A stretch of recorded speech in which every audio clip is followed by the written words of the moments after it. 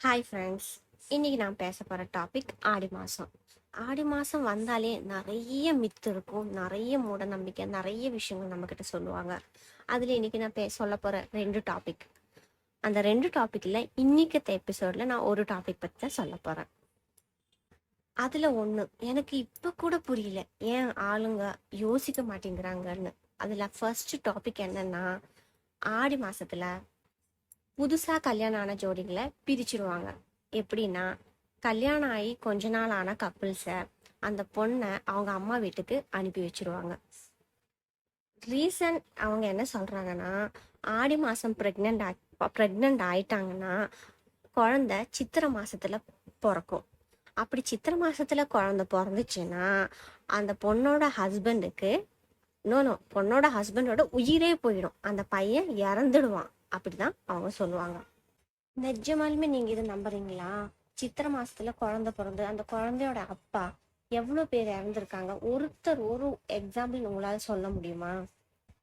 இதோட உண்மையான ரீசன் என்ன தெரியுமா?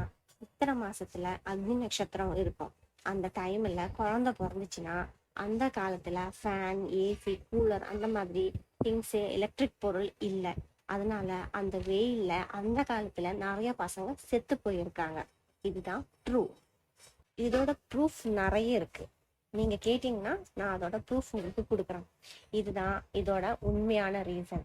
ஆனா ஆளுங்க, அந்த காலத்து ஆளுங்க சேஃப்டிக்கு வச்ச ரூல்ஸை நம்ம முழுக்க முழுக்க முட்டாள்தனமா, அடிமுட்டாள்தனமா மூட நம்பிக்கையா மாத்திட்டோம்.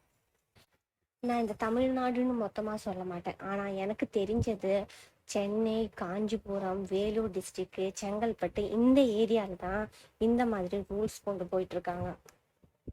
இந்த உலகத்துல கோடிக்கணக்கான பசங்க சித்திரை மாசத்துல பிறக்குறாங்க. அந்த கோடிக்கணக்கான பசங்களோட அப்பா இறந்துருக்காங்களான்னு நீங்க யோசிச்சு பார்த்துருக்கீங்களா? ஒரு வாட்டியாச்சும் யோசிச்சு பார்த்துருக்கீங்களா? தயவு செஞ்சு நீங்க அதை எதிர்த்து பேச கத்துக்கோங்க. இனிமே நம்ம பசங்களுக்கு இந்த மாதிரி மூட நம்பிக்கை சொல்லி கொடுக்காதீங்க. அதோட ஒரிஜினல் ரீசன் என்னன்னு சொல்லி வளர்த்து நம்மளோட ட்ரெடிஷனையும் கல்ச்சரையும் பசங்களுக்கு புரிய வைங்க.